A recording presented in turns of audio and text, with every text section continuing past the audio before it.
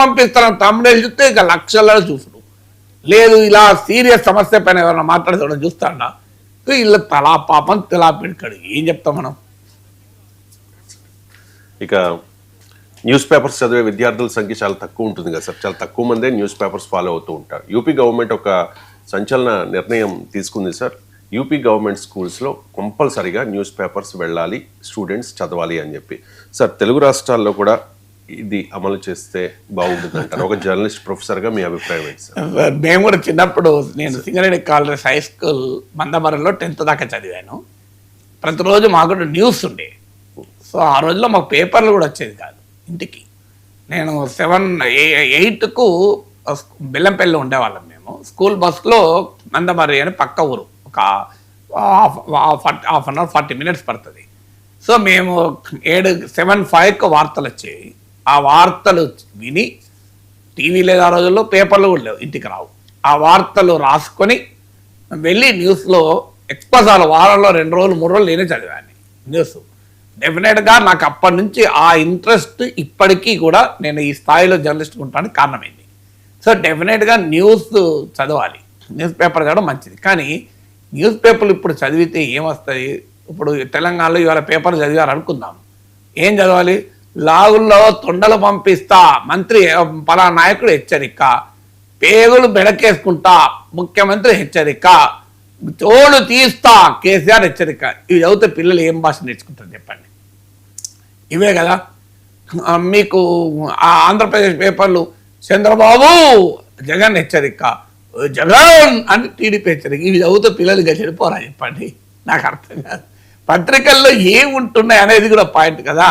రూపాయి విలువ ఎందుకు పడిపోతుంది అనేది, గిగ్ వర్కర్ల సమస్యలు ఏంటి అనే వార్త వచ్చింది అనుకోండి, ఆ ప్రజల్లో కనీసం ఆ బిడ్డల్లో ఆలోచన పెరుగుతుంది కదా. అలాంటి వార్తలు వస్తున్నాయా? ఇప్పుడు రేపు మీరు అడిగితే రేవంత్ రెడ్డి ప్రభుత్వం కనుక పేపర్లు చదవండి, ఎక్సెప్ట్ నమస్తే తెలంగాణ పేపర్లు చదవండి, ఆంధ్రజ్యోతికి ప్రియారిటీ ఇవ్వండి, ఈనాడు చదవండి, సాక్షి సాధ్యమైతే అవాయిడ్ చేయండి. అక్కడ జగన్కు కేసీఆర్కు ఫ్రెండ్షిప్ ఉంది. నమస్తే తెలంగాణ మాత్రం పొరపాటున కూడా స్కూల్లో చదవద్దు అని ఆర్డర్స్ ఇస్తారు. బీఆర్ఎస్ ప్రభుత్వం ఉంటే ఇంకో రకంగా ఆర్డర్ ఇస్తారు. ఆంధ్రప్రదేశ్లో ఇప్పుడు చంద్రబాబు నాయుడు ప్రభుత్వం ఏమన్నా ఆర్డర్ ఇస్తారు?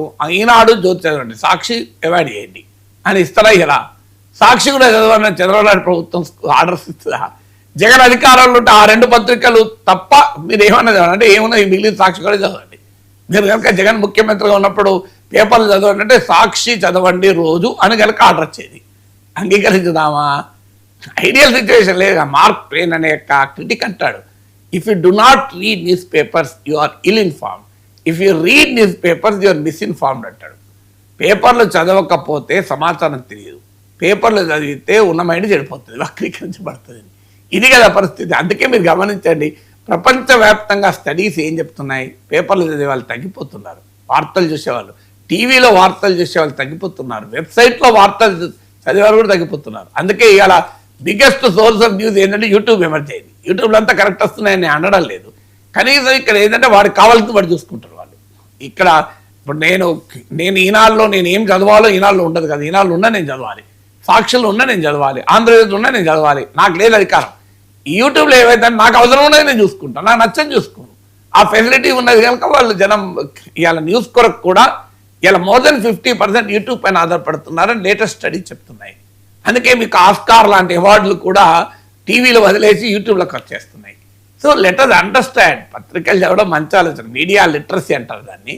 మీడియా సాక్షరత ఉద్యమాలు కూడా నడుస్తాయి. అంటే మీడియాను ఒక న్యూస్ పేపర్స్ ఇన్ ఎడ్యుకేషన్ అని చాలా రీసెర్చ్ జరిగింది, PhDలు జరిగాయి దానిపైన. అంటే న్యూస్ పేపర్ కూడా ఎడ్యుకేషన్కి ఎలా ఉపయోగపడతాయి. కొన్ని పత్రికలు ప్రత్యేకంగా ఇప్పుడు ది హిందూ ఫర్ స్టూడెంట్స్, ఇలా times of India for students, ఇలా స్టూడెంట్స్ కొరకు ప్రత్యేకంగా న్యూస్ పేపర్లకు కూడా వస్తాయి. డెఫినెట్గా పేపర్లు చదవడం, టీవీలు చూడడం వల్ల నాలెడ్జ్ పెరుగుతుంది. కానీ అన్ఫార్చునేట్లీ యంగ్ చిల్డ్రన్ మైండ్స్ కూడా చెడగొట్టే ప్రమాదం కూడా ఉంటుంది ఇప్పుడున్న మీడియాని చూస్తే.